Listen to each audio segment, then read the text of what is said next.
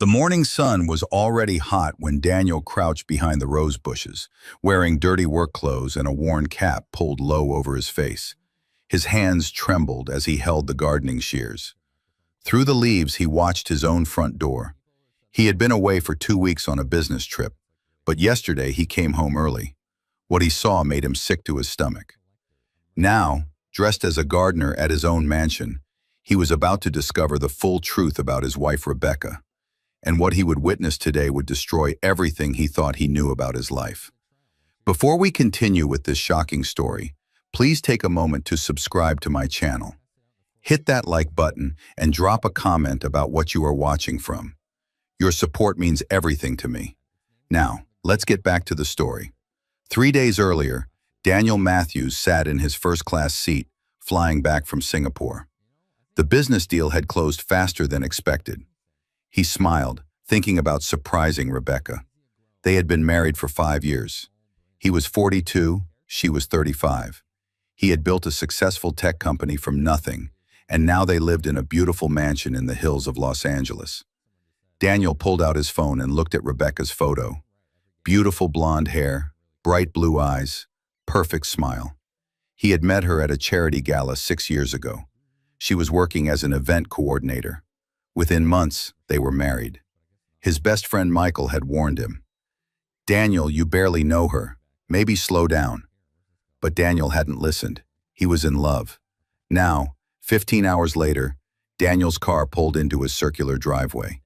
It was 2 in the afternoon. The house looked peaceful and quiet. He paid the driver and walked to the front door with his suitcase. He used his key and stepped inside. The marble floor was spotless as always. Fresh flowers sat in the entrance vase. "Rebecca?" he called out. No answer. Daniel walked through the downstairs. The Kit Davis was empty. The living room was quiet. Maybe she was upstairs resting. He climbed the curved staircase, his shoes silent on the thick carpet. As he reached the top, he heard something. Laughter. Rebecca's laughter, coming from their bedroom. Then he heard another voice, a man's voice. Daniel's heart began to pound. He walked slowly down the hallway toward their bedroom door. It was slightly open. "You're so bad," Rebecca's voice said, followed by more laughter. "You love it when I'm bad," the man replied. Daniel pushed the door open wider. Rebecca sat on their bed in a silk robe. Beside her sat Marcus, their driver. They were drinking champagne. Marcus had his hand on Rebecca's knee. They both turned and saw Daniel standing in the doorway. Rebecca's face went white. Marcus jumped up so fast he knocked over his champagne glass. "Daniel," Rebecca gasped. "You're home early." "Clearly," Daniel said, his voice cold and steady despite his racing heart. Marcus grabbed his jacket. "Mr. Matthews, this isn't what it looks like." "Get out," Daniel said quietly. "Sir, I can explain. Get out of my house. Now." Marcus rushed past Daniel and disappeared down the stairs. They heard the front door slam. Rebecca stood up, tying her robe tighter. "Daniel, please, let me explain." "Explain what? Why our driver is in our bedroom? Why you're drinking champagne with him while I'm supposed to be out of the country?" Tears filled Rebecca's eyes. "Nothing happened. We were just talking." "Just talking," Daniel repeated. "On our bed, in your robe, while he touches you." "It's not like that," Rebecca insisted.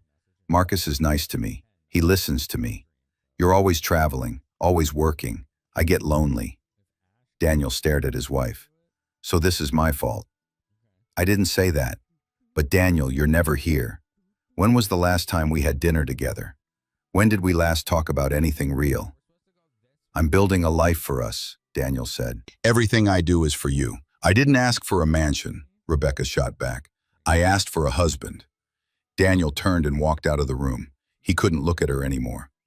That night, Daniel slept in one of the guest rooms. Rebecca tried to talk to him twice, but he refused to open the door. By morning, Daniel had made a decision. He couldn't live with doubt. He needed to know the truth. Was this the first time?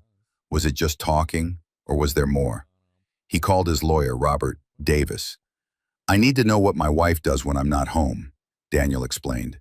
"Hire a private investigator," Robert suggested. "No, Daniel said. I want to see it myself, with my own eyes. What are you planning? Daniel was quiet for a moment. I'm going to become invisible in my own house. The next morning, Daniel told Rebecca he had to return to Singapore immediately. Another trip? She asked, looking disappointed. You just got back. The deal isn't finished, Daniel lied. I'll be gone for 2 weeks. Rebecca nodded slowly. Okay, I'll miss you. Will you? Daniel asked. She looked hurt. Of course I will. Daniel, about yesterday. I don't want to talk about it right now, he interrupted. I need time to think. He packed a bag and left the house. Rebecca stood at the door watching him go, tears on her cheeks. But Daniel didn't go to the airport. Instead, he drove to Michael's house. You look terrible, Michael said, opening the door. I need your help, Daniel said. Inside, Daniel explained everything. Marcus in the bedroom, Rebecca's excuses, his plan. You want to pretend to be a gardener at your own house? Michael asked, eyes wide. Yes. Daniel, that's crazy. Is it? How else will I know the truth? Michael sighed. If this is what you need to do, I'll help you. But I think you should just hire someone. I need to see it myself, Daniel insisted. They spent the afternoon planning. Michael would call the house and recommend his landscaping company to Rebecca. Daniel would be the new gardener. What about clothes? Michael asked. I'll buy work clothes. I'll wear a cap, keep my head down. Rebecca never really looks at the staff anyway. That hurt to say, but it was true. Rebecca barely noticed the housekeepers, the pool cleaner, or the old gardener who had retired last month. The next day, Michael made the call. Mrs. Matthews, this is Michael Davis from Green Valley Landscaping. I heard your gardener retired. I wanted to offer our services. Oh, Rebecca said. Yes, we do need someone new. I can send someone tomorrow to evaluate the property. No charge for the consultation. That would be wonderful. Thank you. The following morning, Daniel stood outside his own gate wearing old jeans, a faded work shirt, and a dirty baseball cap. He had let his beard grow for 2 days. Dark sunglasses covered his eyes. His hands shook as he rang the bell. Green Valley Landscaping, he said into the intercom, disguising his voice slightly by speaking lower and slower than usual. The gate opened. Daniel walked up his own driveway carrying a clipboard and garden tools. Rebecca opened the front door. She wore designer jeans and a white blouse. Her hair was perfect. Her makeup was flawless. She looked right at Daniel and didn't recognize him. You're from the landscaping company? She asked. Yes, ma'am, Daniel said, keeping his head down. I'm here to evaluate the property. The previous gardener maintained everything. I'd like the same level of service. Of course, ma'am. I'll take a look around. Rebecca nodded and went back inside without another word. Daniel stood there for a moment. His own wife had looked right at him and seen nothing but hired help. He walked around the side of the house to the gardens. His gardens. The rose bushes he had helped plant. The fountain he had chosen. The stone path where he had proposed to Rebecca. Everything looked different now. Daniel spent an hour pretending to examine plants and take notes. Through the windows, he could see Rebecca talking on her phone, laughing. At noon, a car pulled up. Daniel recognized it immediately. The black Mercedes that his company provided for Rebecca's use. Marcus stepped out. He was tall, maybe 30 years old, with dark hair and an athletic build. He wore the driver's uniform, but he moved with confidence, almost arrogance. Daniel crouched behind a hedge and watched. Marcus didn't go to the front door. Instead, he walked around to the back entrance near the Kit Davis, like he had done it many times before, like he belonged there. Rebecca opened the door before Marcus could knock. She must have been watching for him. You're late, she said, but she was smiling. Traffic, Marcus replied, stepping inside. The door closed behind them. Daniel's chest felt tight. He couldn't breathe properly.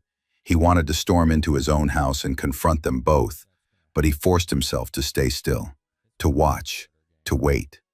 30 minutes passed. Daniel pretended to trim bushes near the Kit Davis window. He could see shadows moving inside, but he couldn't see clearly. Then he heard Rebecca laugh. That same laugh he had heard yesterday in their bedroom. The Kit Davis door opened.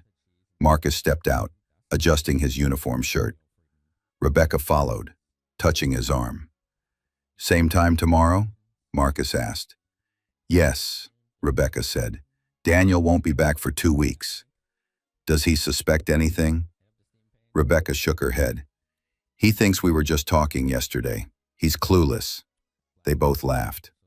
Daniel felt something break inside his chest, not his heart, something deeper, something that couldn't be repaired. I should go, Marcus said.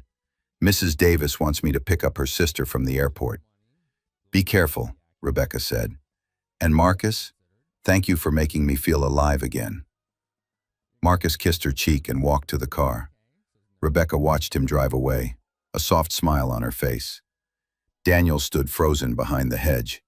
His wife, his driver, in his house, while he was supposed to be thousands of miles away. Rebecca finally went back inside. Daniel waited 10 minutes to make sure she wasn't coming back out. Then he walked to the front door and rang the bell. Rebecca answered, looking annoyed. Yes? I've finished the evaluation, ma'am, Daniel said. The property needs regular maintenance 3 times a week. Fine, whatever. Send me the quote. I can start tomorrow if you'd like. Rebecca shrugged. Sure, just don't disturb me when you're working. Of course not, ma'am. She closed the door in his face. Daniel walked back to his car, parked 2 blocks away. Inside, he sat in silence for a long time. His phone rang. It was Michael. How did it go? She didn't recognize me, Daniel said quietly. Maybe that's good? For your plan, I mean. No, Michael, it's not good. My own wife looked at me and saw nothing. What are you going to do? Daniel stared at his mansion through the trees. I'm going back tomorrow, and the day after that. I need to know everything. Daniel, I need to know who I married, Michael. I need to see the real Rebecca. That night, Daniel stayed in a hotel. He couldn't sleep. He kept seeing Rebecca's smile when she looked at Marcus, the way she touched his arm, the way she laughed. They hadn't laughed together like that in months, maybe years. When did it start? How long had this been going on? Morning came slowly. Daniel put on his gardening clothes again and drove to the mansion. He parked in the street and walked up to the gate. The house looked peaceful in the early light. Birds sang in the trees. The fountain bubbled softly.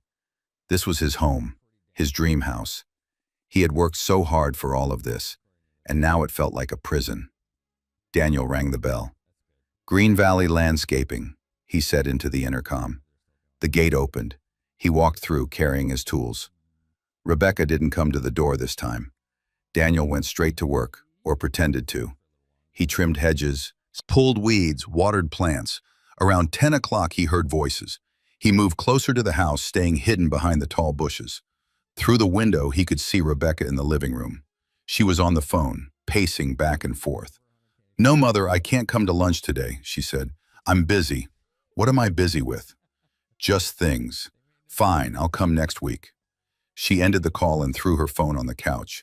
Then she picked it up again and sent a text message. 5 minutes later, Marcus's car pulled into the driveway. Daniel's jaw clenched. It was like watching a nightmare in slow motion. Marcus came to the front door this time. Rebecca opened it immediately, wearing a different outfit now. A red dress that Daniel had bought her for their anniversary last year. Come in quickly, she said, looking around the yard. Marcus stepped inside. Is the gardener here? Yes, but he's working in the back. He won't see anything. The door closed. Daniel felt sick. They were being careful because of him. The gardener, the invisible worker who didn't matter. He wanted to break down the door. He wanted to scream. But he stayed where he was, hidden and watching. An hour passed, then another. Daniel kept working, kept waiting. Finally, the door opened again. Marcus came out first, straightening his tie. Rebecca followed, her hair slightly messy now. Tomorrow? Marcus asked. Maybe not tomorrow, Rebecca said. Daniel's sister is coming to visit. She's staying for a few days. Daniel froze. His sister Karen? Rebecca hadn't mentioned this to him. When is he coming back? Marcus asked. Not for another week and a half, Rebecca said.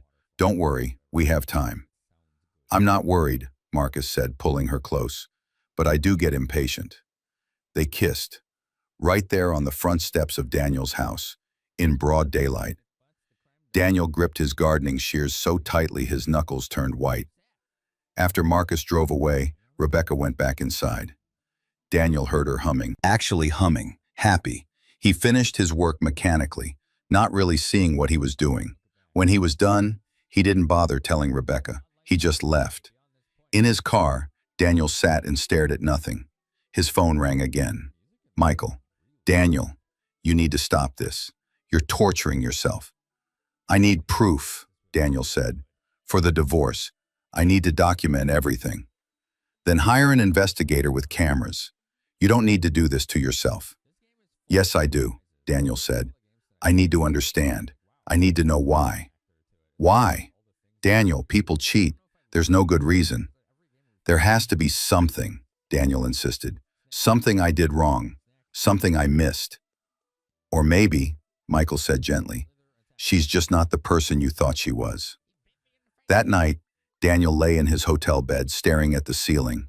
His phone buzzed with a text from Rebecca. Miss you. Can't wait until you're home. Love you. He stared at the message for a long time. Then he turned off his phone without responding. The next morning, Daniel showed up at the mansion again. This time, his sister Karen's car was in the driveway. He rang the bell. Rebecca answered, smiling warmly. Oh, the gardener. I forgot you were coming today. Should I come back another time, ma'am?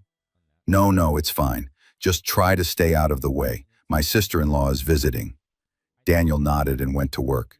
Through the windows, he could see Karen and Rebecca sitting in the living room, drinking coffee and talking.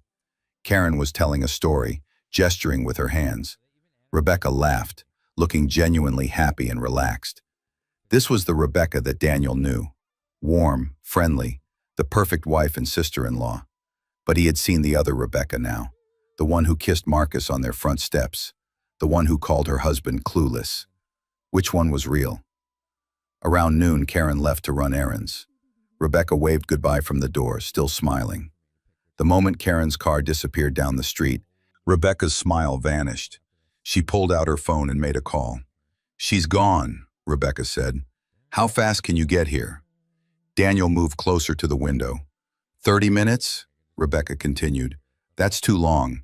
Karen will be back in 2 hours. Fine, hurry. She ended the call and went inside.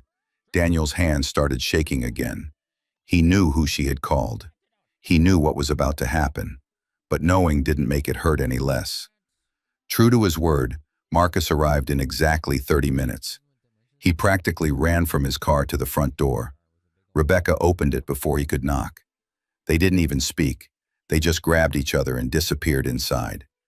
Daniel stood behind the rose bushes, feeling like he was watching his life burn down. His phone buzzed. A text from Karen. Thanks for letting me visit Rebecca while you're away. She seems lonely without you. Daniel wanted to throw his phone. Instead, he carefully typed back, she's stronger than she looks. 45 minutes later, Marcus came out. He was tucking in his shirt and checking his watch.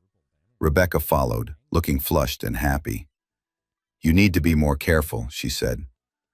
I am being careful, Marcus replied. Besides, your husband is on the other side of the world. What's he going to do? Fly home early? They both laughed at that. Actually laughed. Daniel felt something inside him turn to ice. The hurt was fading, replaced by cold, clear anger.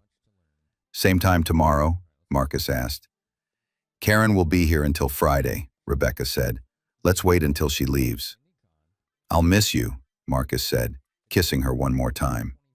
It's only a few days, Rebecca said, and it makes it more exciting, don't you think? After Marcus left, Rebecca went back inside. Daniel finished his work and left without a word.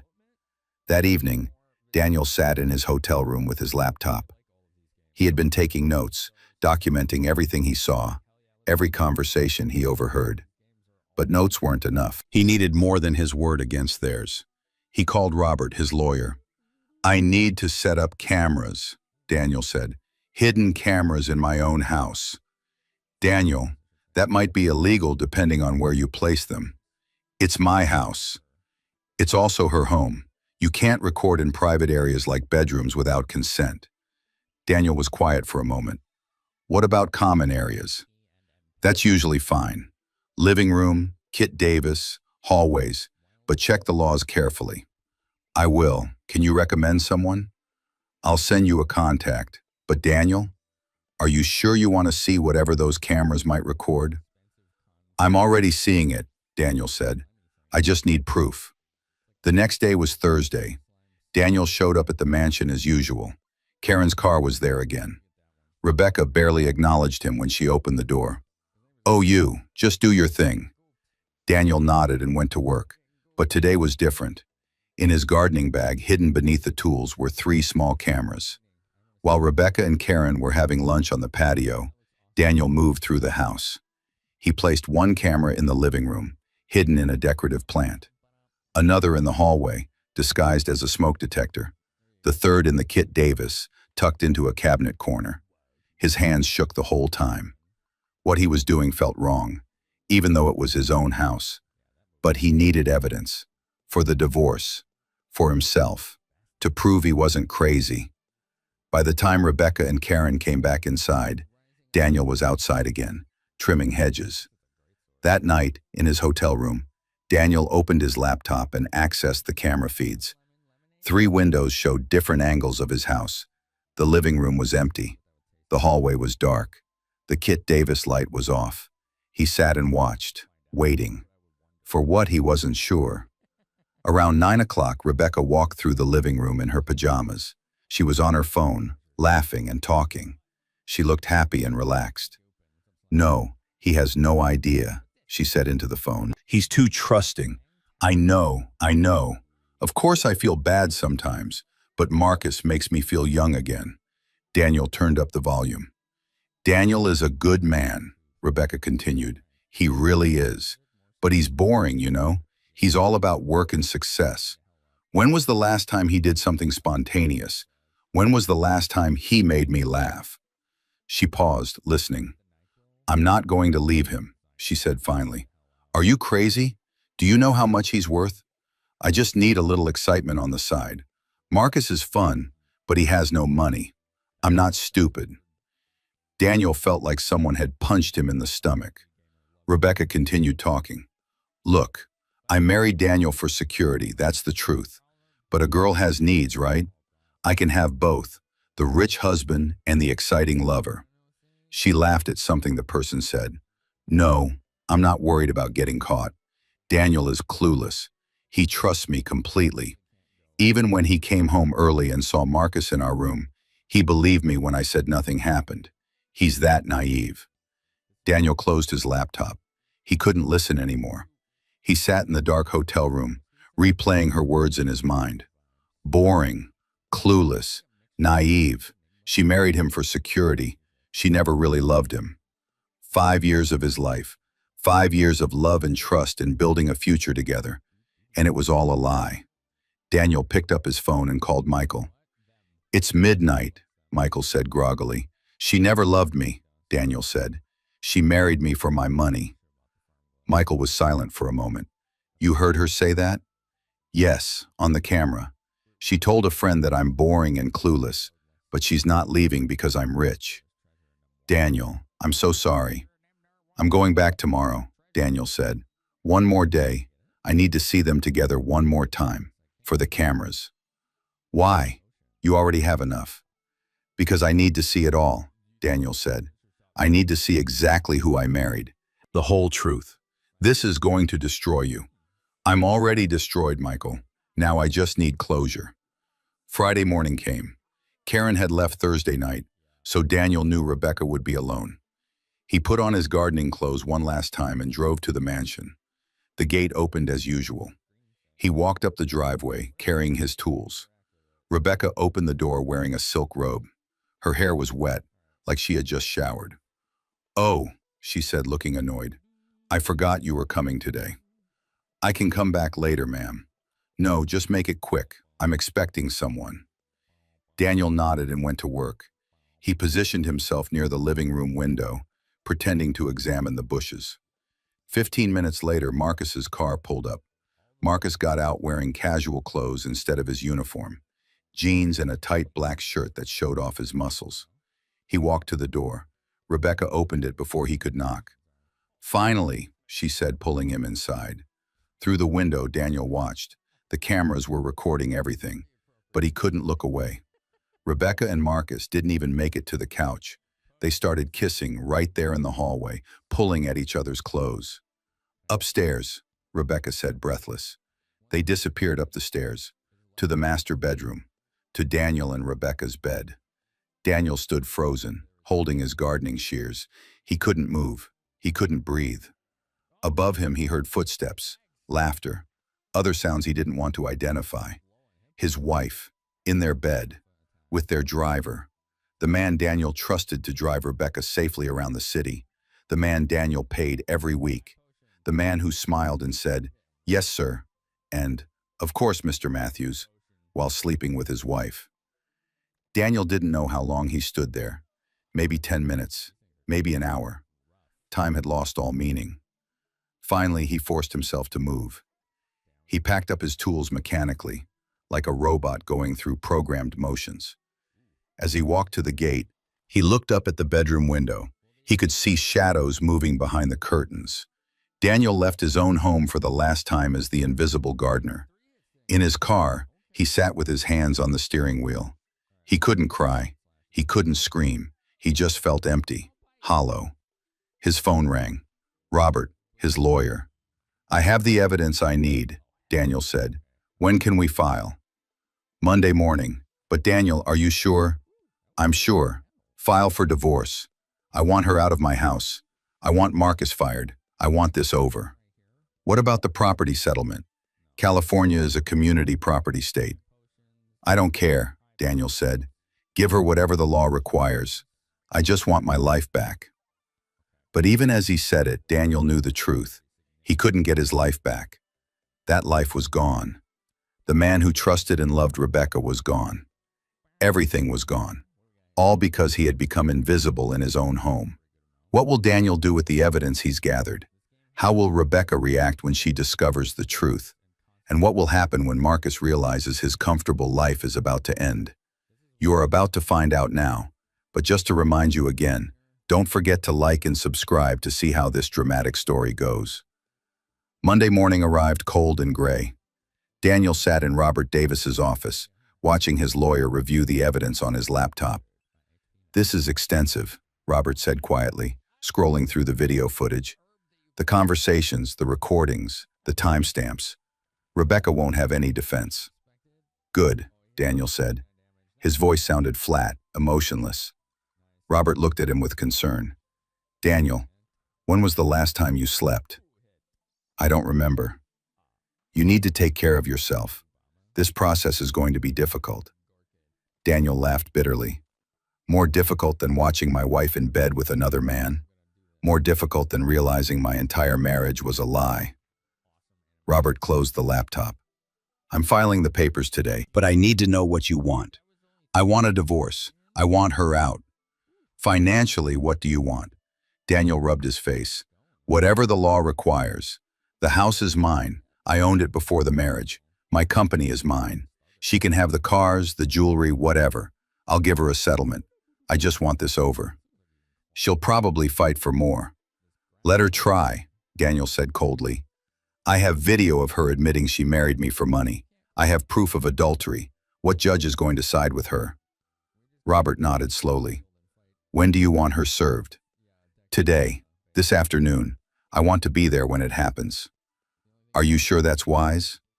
Daniel stood up. "I've been invisible for too long, Robert. It's time for Rebecca to see me clearly."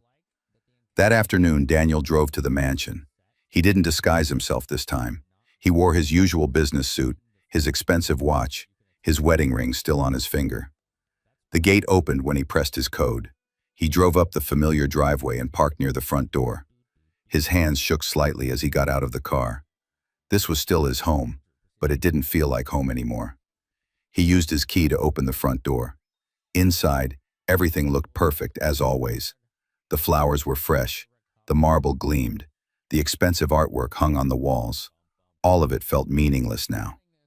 "Rebecca?" he called out. No answer. Daniel walked through the downstairs. Empty. He climbed the stairs to the master bedroom. The door was closed. He opened it without knocking. Rebecca stood at the closet in her underwear, going through clothes. She screamed and grabbed a robe. Daniel! Oh my God, you scared me. I thought you weren't coming back until Thursday. Change of plans, Daniel said calmly. Rebecca tied her robe and smiled nervously. Well, welcome home. I missed you so much. She walked toward him for a hug. Daniel stepped back. Don't. Her smile faded. What's wrong?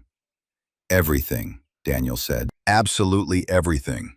Before Rebecca could respond, the doorbell rang. Are you expecting someone? Daniel asked. No, maybe it's a delivery. I'll get it, Daniel said, turning to leave. Daniel, wait. Can we talk? You seem upset. Oh, we'll talk, Daniel said. Very soon. He went downstairs and opened the front door. A man in a suit stood there holding an envelope. Rebecca Matthews? The man asked. She's upstairs, I'll take it. The man hesitated. I'm supposed to deliver it personally. I'm her husband. I'll make sure she gets it. The process server reluctantly handed over the envelope and left. Daniel looked at the envelope. Divorce papers. The end of his marriage, contained in a legal document.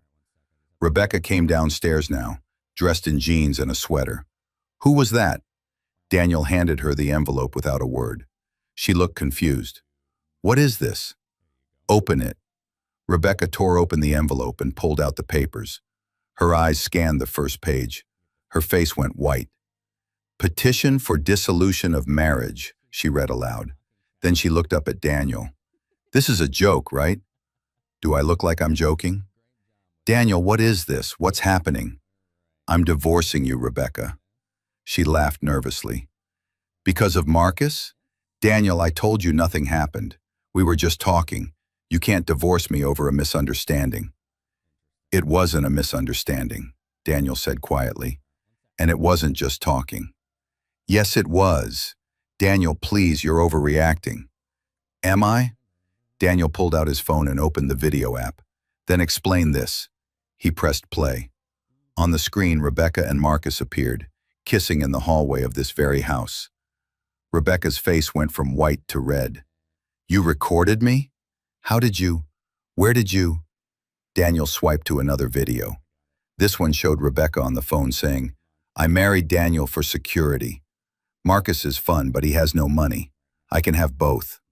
Rebecca stumbled backward and sat down hard on the stairs. You bugged the house. My house, Daniel corrected, and yes, I did. After I saw you with Marcus in our bedroom, I needed to know the truth. You had no right. I had every right. Daniel's voice finally rose. You were sleeping with our driver in my house, in my bed, while I was working to provide for you. Daniel, please, I can explain. Explain what? How you married me for money? How I'm boring and clueless? How you plan to keep me as the rich husband while Marcus was your exciting lover? Tears streamed down Rebecca's face. You weren't supposed to find out. That's your defense? I wasn't supposed to find out? I didn't mean for this to happen, Rebecca sobbed. It just did. You're never here, Daniel. You're always working. I got lonely. So you found comfort in our employee. Very convenient. It's not like that. Marcus understands me. He listens to me. He's using you, Daniel said, just like you used me. I love you, Rebecca said desperately. I really do love you. Daniel laughed coldly. You love my money. You admitted it on camera. That's not true. I mean, yes, I said those things, but I was angry. I didn't mean them. You sounded pretty certain to me. Rebecca stood up and walked toward him. Daniel, please. We can fix this. I'll end things with Marcus. I'll do anything. Just don't leave me. Don't leave you? Daniel stared at her in disbelief. You left me the moment you decided I wasn't enough. The moment you brought another man into our marriage. It was a mistake. Please, Daniel, I'm sorry. I'm so sorry. The doorbell rang again. Daniel walked around Rebecca and opened it. Marcus stood there in his driver's uniform. Good afternoon, Mr. Matthews. I didn't expect you back until... He stopped, seeing Daniel's face. Is something wrong? Come in, Marcus, Daniel said coldly. Sir? Come in. Marcus stepped inside nervously. He saw Rebecca crying on the stairs. "Mrs. Matthews, are you okay?" "Tell him, Rebecca," Daniel said. "Tell Marcus what just happened." Rebecca couldn't speak. She just shook her head, tears streaming down her face. "Fine, I'll tell him," Daniel said. He turned to Marcus. "I'm divorcing my wife because she's been having an affair with you." Marcus's face went pale. "Sir, I don't know what you're talking about." "Don't lie to me," Daniel shouted. "I have videos, Marcus. I have recordings. I have everything." Marcus looked at Rebecca, then back at Daniel. "Mr. Matthews, I'm sorry. I'm so sorry. It wasn't supposed to happen. She came on to me. I tried to resist, but..." "But what?" Daniel interrupted. "But you decided to sleep with your boss's wife anyway?" "I never meant to disrespect you, sir." "You never meant to get caught," Daniel corrected. "There's a difference." Marcus looked down at his feet. "What are you going to do?"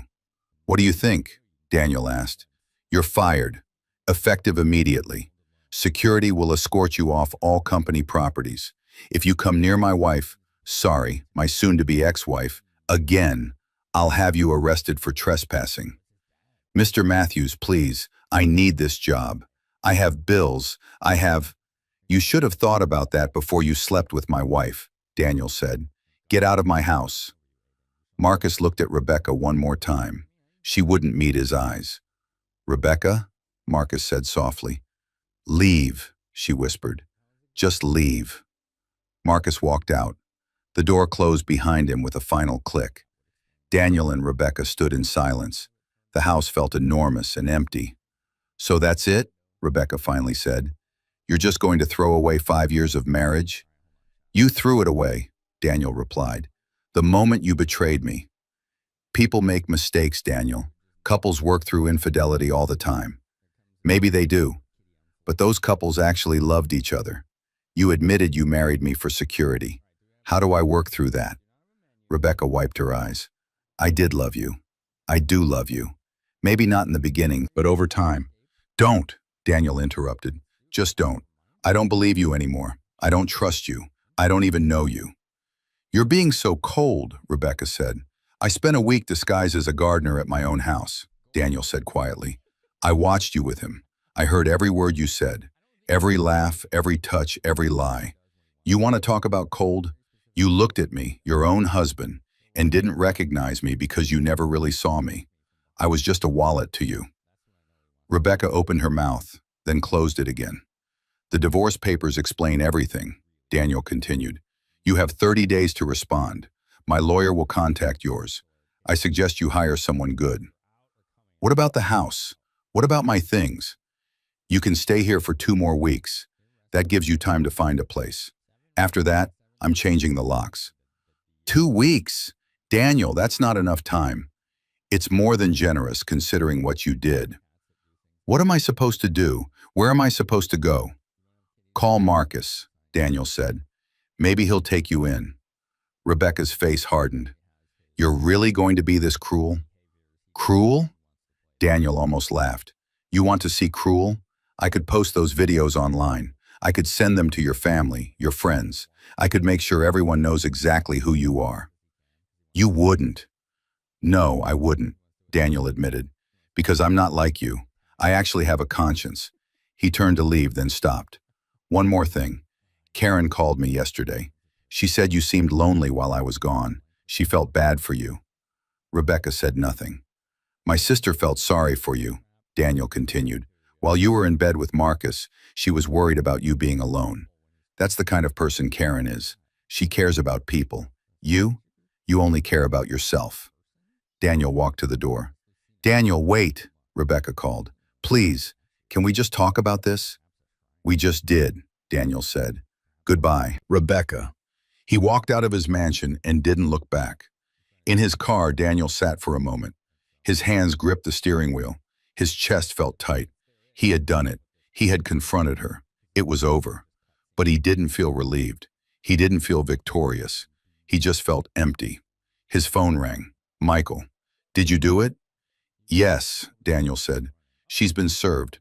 Marcus has been fired. It's done." "How do you feel?" "I don't know. Numb, I guess." "That's normal. Where are you now?" Sitting in my car outside the house. Come stay with me tonight, Michael said. You shouldn't be alone. Maybe tomorrow. Tonight I just need to think. Daniel. I'll be fine, Michael. I promise. He ended the call and drove to his hotel. The room was quiet and sterile. Nothing like home. But then again, he didn't have a home anymore. Daniel ordered room service but couldn't eat. He turned on the TV but couldn't focus. Finally, he just lay on the bed staring at the ceiling. His phone buzzed. A text from Rebecca. I know you hate me right now. I know I deserve it. But please believe me when I say I never wanted to hurt you. I made terrible choices. I was selfish and stupid. But somewhere in all of this mess, I did develop real feelings for you. For what it's worth, I'm sorry. I'm truly, deeply sorry. Daniel read the message 3 times. Then he deleted it without responding. Another message came through, this time from an unknown number. Mr. Matthews, this is Marcus. I know you don't want to hear from me, but I need you to know something. Rebecca pursued me. She made it clear what she wanted. I should have said no. I should have quit, but I didn't. That's on me. But don't think this was all my idea. She's not the innocent victim she's pretending to be. Daniel stared at that message. Was Marcus telling the truth? Or was he just trying to deflect blame? It didn't matter. Both of them had betrayed him. Both of them had lied to his face while sleeping together behind his back. He deleted that message too. The next morning, Daniel went to his office for the first time in weeks. His assistant Julia looked surprised. Mr. Matthews, I thought you were still in Singapore. Change of plans, Daniel said. Is everything running smoothly? Yes, sir. The Parker deal closed yesterday. The numbers look good. Good. Send me the reports. I have some catching up to do. Daniel buried himself in work. Meetings, calls, emails, spreadsheets, anything to keep his mind occupied.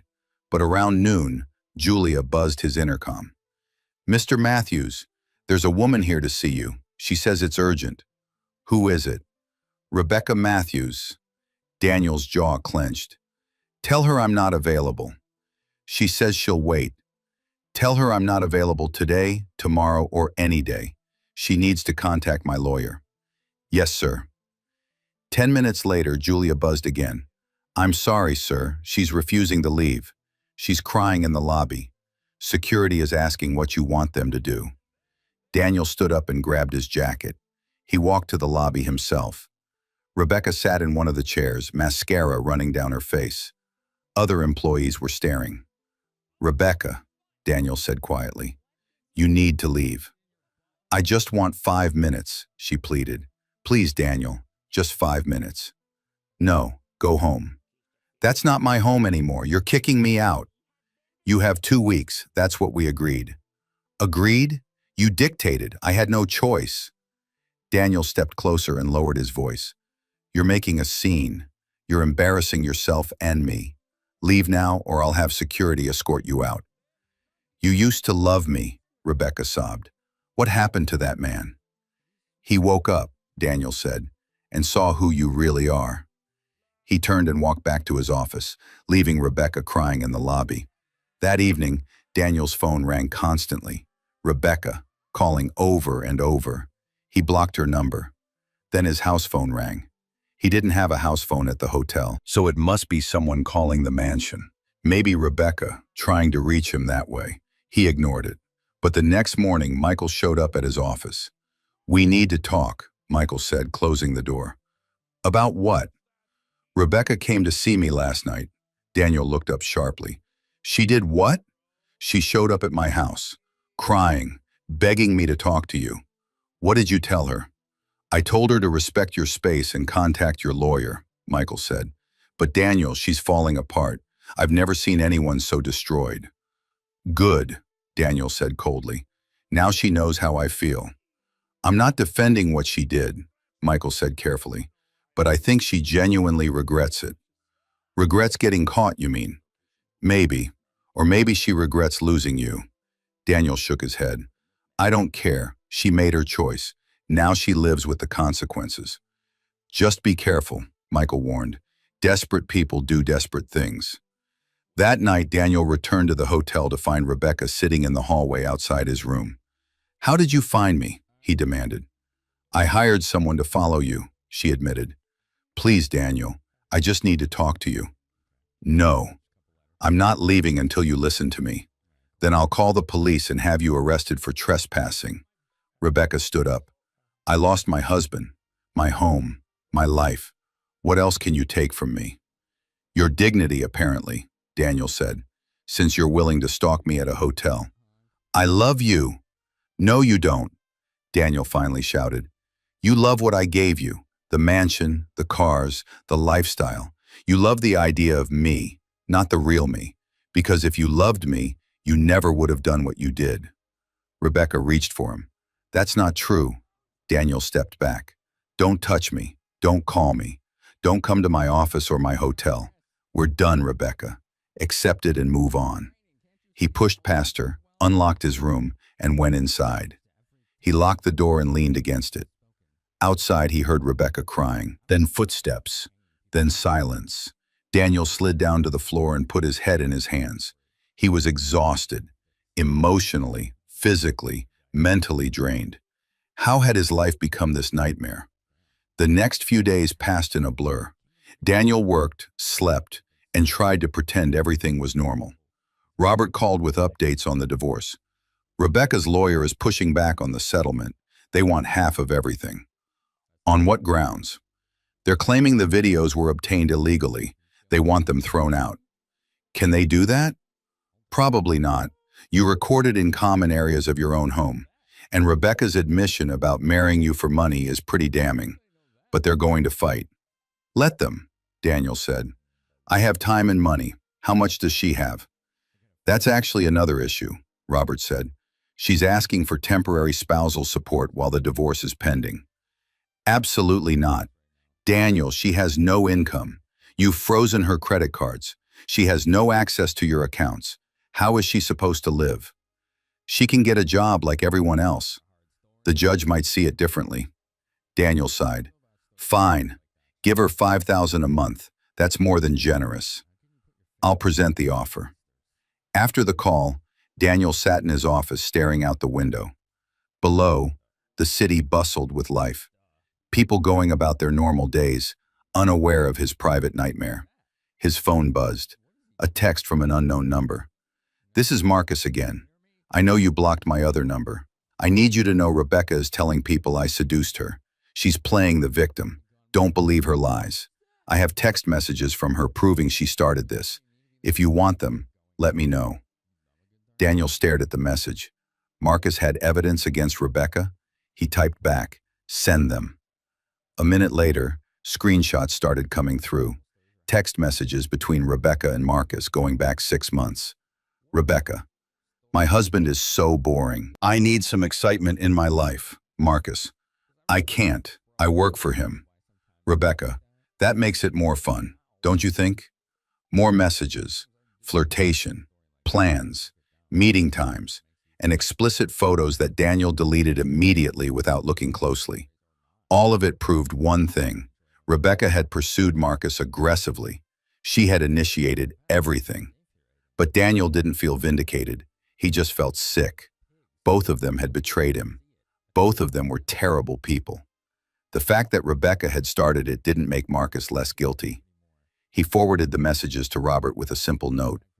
More evidence for the divorce. That weekend, Daniel finally went back to the mansion. It was Sunday, and he knew Rebecca was supposed to move out by Tuesday. He needed to get some of his things: clothes, documents, personal items. The gate code still worked. He drove up and parked. The house looked quiet. He used his key and went inside. "Rebecca?" he called. No answer. The house felt empty. Daniel walked through the rooms slowly. Everything looked the same, but it all felt different now. In the living room, he noticed the decorative plant where he had hidden one of the cameras. He went over and retrieved it, along with the others from the hallway and Kit Davis. Then he went upstairs to the master bedroom. The door was open. Rebecca sat on the floor, surrounded by boxes, crying softly. "Daniel," she said, looking up. Her eyes were red and swollen. Her hair was messy. She looked like she hadn't slept in days. "I'm just getting some of my things," he said. "This is really happening," she said quietly. "You're really leaving me." "You left me first, Rebecca, months ago. I'm just making it official." She wiped her eyes. "I packed your things. They're in the guest room. I thought it would be easier." "Thank you." "I'm moving in with my mother," she said, "in case you were wondering." Daniel nodded. He wasn't sure what to say. "She's very disappointed in me," Rebecca continued. "Everyone is. My friends won't return my calls. Your family won't talk to me. Even Marcus has disappeared. What did you expect?" "I don't know," she said. "Maybe a little compassion, a little understanding that people make mistakes." "You didn't make a mistake," Daniel said. "You made a choice, multiple choices, over months." Rebecca stood up. "I know you hate me. I know I destroyed everything. But can I ask you one question?" "What?" "Did you love me? In the beginning, when we first got married? Did you actually love me?" Daniel looked at her, at the woman he had promised to spend his life with. "Yes," he said honestly. "I loved you completely. I would have done anything for you. And now? Now I don't even know you." Rebecca nodded slowly, fresh tears streaming down her face. "That's what I thought." Daniel went to the guest room and found his things neatly packed in suitcases. Despite everything, Rebecca had taken care with his belongings. He carried them downstairs. Rebecca followed at a distance. At the door, Daniel paused. "Rebecca?" "Yes." "I hope you find whatever you were looking for, whatever I couldn't give you." "All I wanted was for you to see me," she said softly. "Really see me, not just as the pretty wife, but as a real person." Daniel looked at her for a long moment. "I saw you, Rebecca. I just didn't see the person you actually were until it was too late." He walked out to his car, loaded his things, and drove away. In his rearview mirror, he could see Rebecca standing in the doorway of the mansion, getting smaller and smaller, until she disappeared completely.